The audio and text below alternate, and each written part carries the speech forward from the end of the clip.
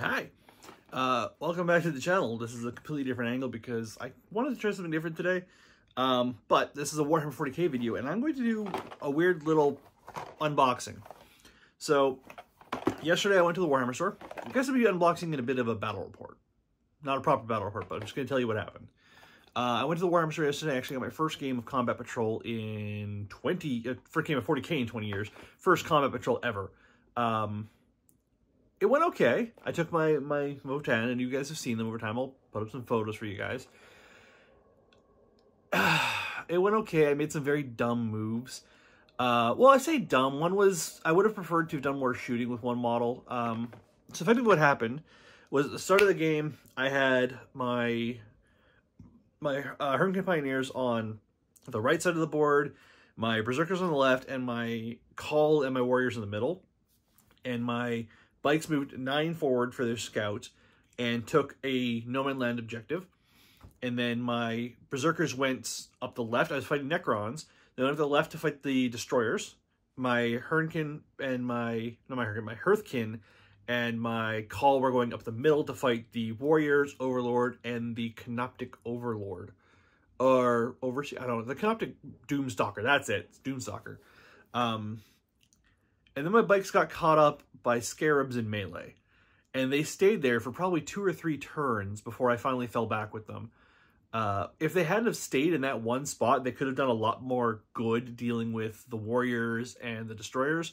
I had engaged the Destroyers in melee up by the other No Man's Land objective. We were playing the Display of Might. And then he moved into the objective spot, and I was like, oh, I can't fit my models in there. First time playing in 20 years. I can't fit my models in there. Okay, I'm just going to go after the Canoptic Doomstalker, and we'll see what happens. I could have maintained that melee and that combat with the Destroyers, which would have been beneficial, I think, better off for my Berserkers than going after the Doomstalker. I got it down to 2 wounds left eventually, but it still wasn't great. In the end, after all of that, the Doomstalker destroyed my Hearthkin. Just absolutely wrecked them. I was gung-ho, like, I have to destroy that thing. It's big guns. I have to blow that up. I forgot about Reanimation Protocol. I forgot how it works. And then as the game was going on, I was like, oh, man, the Reanimation Protocol is brutal. I should have been focusing down on just destroying a unit at a time. Just be like, okay, I'm going to blow up the Scarabs, and I'm going to blow up the Destroyers, and I'm going to blow up the Warriors. Even then, if I just blow up the Warriors with my Mole Launcher from my Berserkers, I could have done a lot more damage there. I fired it at the Destroyer, at the Canoptic Doomstalker, just to kind of like try to take it down with. I'm like, it's the big bad, I got to kill that first. I should have been focusing on the little guys first, but it's my first game. It is what it is. It was a ton of fun. The guy I was playing with was amazing. He's a local. He's on the local Discord for Warhammer, and I honestly can't wait to play him again. He's trying to get set up a little like at-home game between him and a buddy back in a town the other way, because the Warhammer store is that way. So it's a half hour for me, so it's got to be like an hour for him. So we're going to try and see if maybe we can find a store closer to. There's another person on the Play On Discord that I'm going to try and set up another game with, and hopefully that goes better, because that's also a Necron game. But let's do the unboxing. And we're going to start with the Anniversary Call, because I'm more excited about the Ancestor's Wrath. But we're going to start with the Call, because the Call is awesome, if you can see him. He's very, very cool. Dual bolt gun, big sword. Again, I might replace the sword with an axe, because I'm not a big sword fan for the Votan. Whenever I play dwarves in anything, it's always axes or hammers or spears. I'm not a big sword fan on dwarves. It doesn't make a lot of logic. I know it's dwarves and fantasy, and logic doesn't matter. But it doesn't make a lot of logical sense for a dwarf to carry a sword. Axes, kind of, because they're short down, they can slice at legs. Spears, halberds, long reach weapons are their like go-to. They need those things to effectively be actual combat units. And then I just like hammers, because hammers. And you can take out a lot of kneecaps with some hammers. Okay. Oh, wow. This is like solid. Usually you open a box and it's just like loose, and there's actually like a plastic insert. Oh, okay. So it comes out looking like this. I guess this is what it looks like for the commemorative series. I was going to say collective. What else is in here first? Just the instruction book. It looks like he only has the 2 weapon options. Like, it looks like it's just going to be a one push build. Oh, okay. He's got a legend set up for him specifically. Forge Wet Plasma Sword. -3 AP. Oof. 2 damage. It doesn't say how many attacks it gets. Abilities. Each time the bearer fights, it makes 1 additional attack with this weapon. Oh, okay. So, it can make how many then? It doesn't say how many attacks I get with this thing. Weird. But, I mean, I'll probably just use the base call stats with it anyways, and just, if we use the legends, it'll be like, oh, he gets the additional +1. Alright, so we got the nice big base. That can go away. Alright. Yeah, so it looks like it's just the 1 kit, which is kind of disappointing for what I imagine the Ancestor's Wrath is going to be, because I kind of wanted to put her with the axe, because my other champion has the hammer. But, yeah, this is the call. 1 push. I love the belt-fed bolt gun back here. I love that. That's going to be awesome. I know it's not focusing. I'm sorry. It's my phone. I usually use my webcam there. I love the belt-fed bolt gun. I'm not a fan of the sword, but, you know, I guess it is what it is. Individual shoulder pads are interesting. Down here, there's 2 shoulder pads. And he's actually got a pretty decent base. His foot's going to be raised up. If I pull up the box again, or the picture, you can kind of see his foot's raised up on a rock. I could probably replace that rock with a bit of orc or destroyed, like, truck. I could probably replace it with something cooler than just a rock. I do love putting my dudes on stones. Like, that's entirely my basing scheme, is put people on, like, rocky platforms and stuff.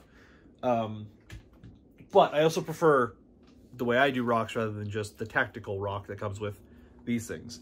So that's cool. That's awesome. I'm going to pop him back in the box. Where'd the base go? I'll put it over here. Awesome. All right. The Ancestor's Wrath. Now, again, given that it's the same kind of commemorative series, it's probably going to just be the 1 kit. It's not going to have any weapon options, which is fine. It'd be nice if it had the Darkstar Axe with it, because it is just a champion.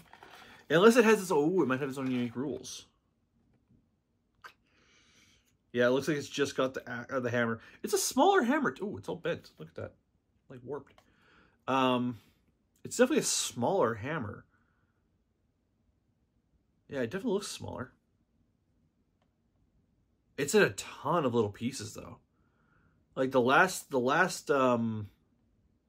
champion I did not come in this many pieces.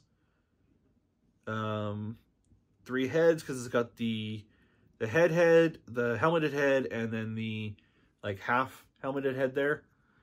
Big old base, which actually I might just put this base on top of my normal style, just to fill out the rest of the actual platform. It did come in a little box like the call did. Weird. Might be because it's just too big. Okay, so rulebook and base. Let's put you back in the box for now. Disappointed it didn't come with the axe. I should have saved it from what I did, but it is what it is. I meant to put that back in. That's what I wanted. Okay. So, complete assembly, blah, blah, blah. You have no unique rules to you. You are just another champion. That's kind of disappointing.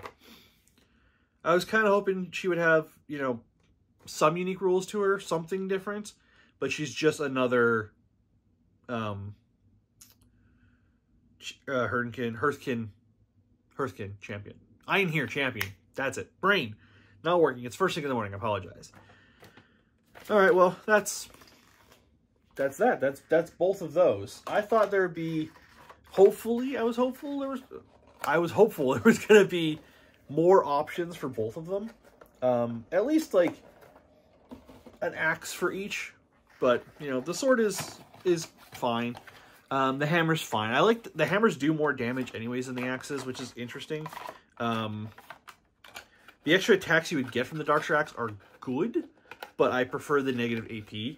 But yeah, that's how that... Oh, I also got, just because I spent $100 when I was at the store at the anniversary, I also got these pins. So, I don't know what I'm going to do with these.